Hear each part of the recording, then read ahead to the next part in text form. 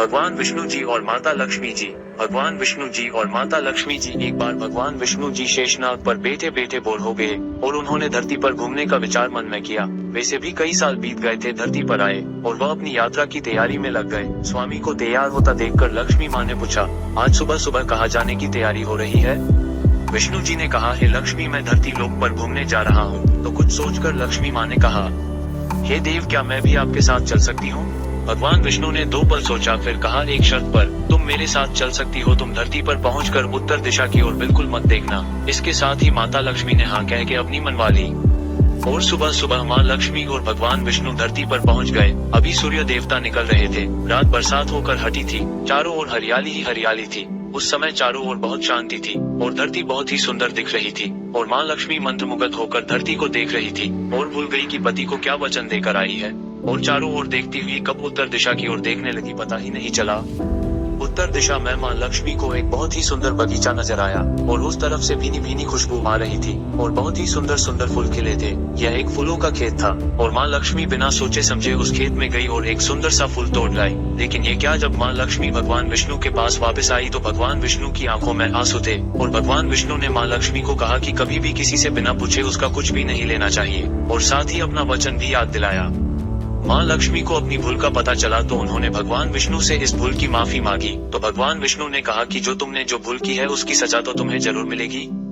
जिस माली के खेत से तुम नए बिना पूछे फल लतोड़ा है, यह एक प्रकार की चोरी है। इसलिए अब तुम 3 साल तक माली के घर नौकर बनकर रह। उसके बाद मैं तुम्हें बैकुंठ में वापिस बुलाऊंगा। माँ लक्ष्मी ने चुपचाप सर झुकाकर हाँ कर दी। आजकल की लक्ष्मी थोड़े थी और माँ लक्ष्मी एक गरीब औरत का रूप धारण करके उस खेत के मालिक के घर गई। घर क्या एक झोपड़ा था और मालिक का नाम माधव था। माधव की बीवी, 2 बेटे और 3 बेटियां थी। सभी उस छोटे से खेत में काम करके किसी तरह से गुजारा करते थे। माँ लक्ष्मी जब एक साधारण और गरीब औरत बनकर जब माधव के झोपड़े पर गई तो माधव ने पूछा, बहन तुम कौन हो और इस समय तुम्हें क्या चाहिए? तब माँ लक्ष्मी ने कहा, मैं एक गरीब औरत हूँ, मेरी देखभाल करने वाला कोई नहीं। मैंने कई दिनों से खाना भी नहीं खाया, मुझे कोई भी काम दे। साथ में मैं तुम्हारे घर का काम भी कर दिया करूँगी। बस मुझे अपने घर में एक कोने में आसरा दे दो। माधव बहुत ही अच्छे दिल का मालिक था। उसे दया आ गई, लेकिन उसने कहा, बहन मैं तो बहुत ही गरीब हूँ। मेरी कमाई से मेरे घर का खर्च मुश्किल से चलता है। लेकिन अगर मेरी 3 की जगह 4 बेटियां होती तो भी मैंने गुजारा करना था। अगर तुम मेरी बेटी बनकर जैसा रूखा सूखा हम खाते हैं उसमें खुश रह सकती हो तो बेटी अंदर आ जाओ।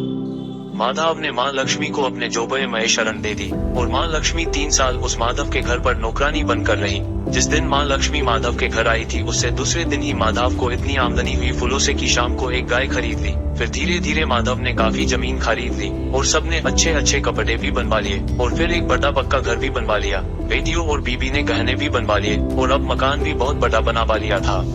माधव हमेशा सोचता था कि मुझे ये सब इस महिला के आने के बाद मिला है।